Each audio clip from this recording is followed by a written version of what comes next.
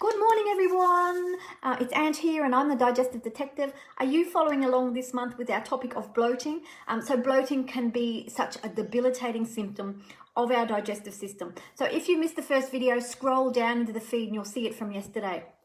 I've had a heap of people reach out since yesterday's video, telling me that and sending me emails and messages about how bloating is a massive symptom for them.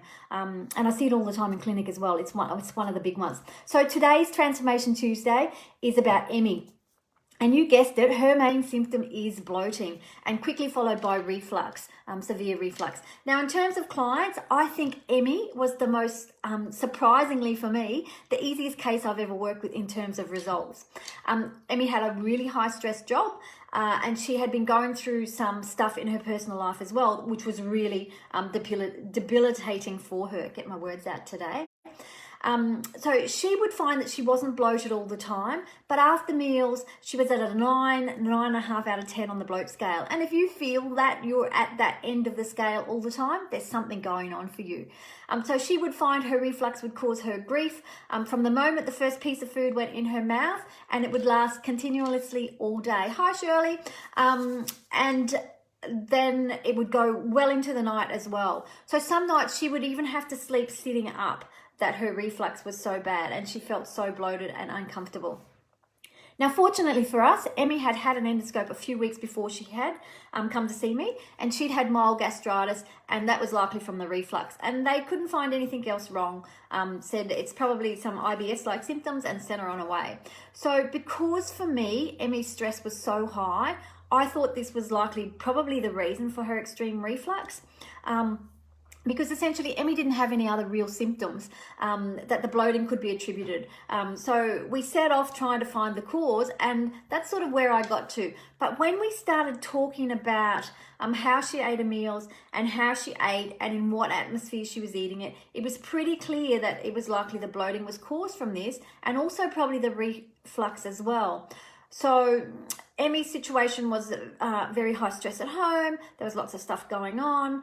She was fearful and unhappy, and things were really quite stressful. So this was problematic for her. So rather than trying to make Emmy's treatment plan really complex and really complicated, she didn't have the emotional or the mental bandwidth to be able to deal with anything very complex.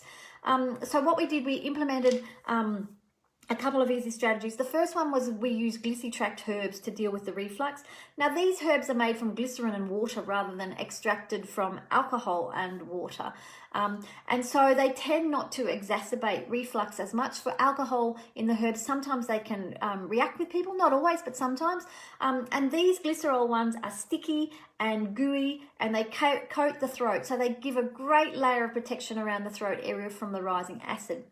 So the two other things we instigated were, they seem really easy, but they're not, was taking 3 deep breaths before she started to eat. Now, Emmy found that she spent 99.9% of her day in fight or flight. And this really, when you're eating food, is problematic. So the reason for the 3 deep breaths was to put her in rest and digest rather than fight or flight.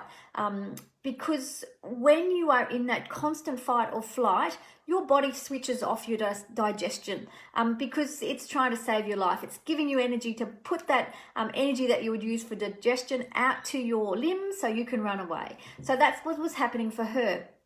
So her life was very, very tumultuous. So eating when you're that stressed really sets you up for bloating and likely indigestion and reflux. And I've seen people have hiccups and hiccuping to the point where they vomit as well around that sort of stress. So the next thing I got her to do, also really easy, was to chew her each mouthful of food 30 times. And I know this sounds really simple, but I can assure you this is a tough ask to do with every bite. Don't believe me? Try it at home. And I often get people go, yeah, that's pretty easy. But when they try it, I always hear back, not so much. So Emily assured me that these things were both easy and that she could do them religiously. So I contacted her after about a week and a half.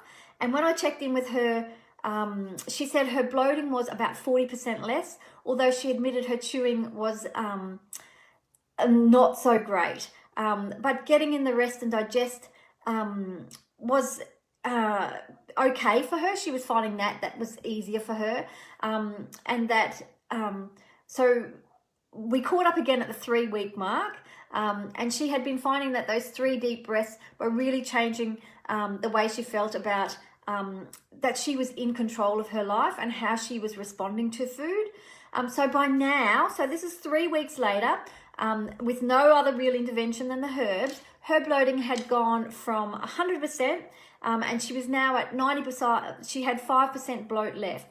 And she said the reflux was completely disappeared. So you can see how these things sound. They're not really easy to implement, but they can give you really excellent results. And this is applied to a lot of people that I work with. Chewing changes how much air you take in, how much digestion gets done. The better you chew, the smaller the pieces get broken down into, the easier they are to digest, and they are less likely to ferment. So now if you're like Emmy and have bloating and reflux and not sure what to do next, book in for a free 15-minute consultation. I'll give you an action plan of what to do next. So if you're on Facebook, the link will be in this post. If you're on Instagram, the link is in the comments. And if you're on LinkedIn, the link is in the comments too. So have a fantastic day, everyone. See you soon.